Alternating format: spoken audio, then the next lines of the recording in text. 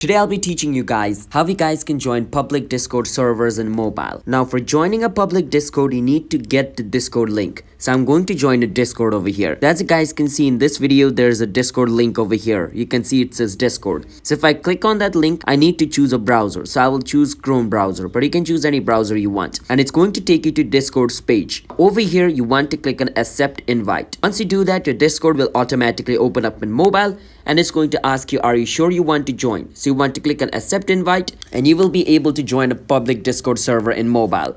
So the only thing you need is an invite. And once you get the invite link and you click on that invite link, it'll take you to the Discord server, and whether you want to join or not, it's going to ask you to accept it. If you accept, you will be joined. If you don't, you will not be able to join. But that is basically how you guys can join public Discord server in mobile. If you guys found our video helpful, hit the subscribe to our channel, how to guide for future videos like this. I'll see you guys in my future Discord related video. Until then.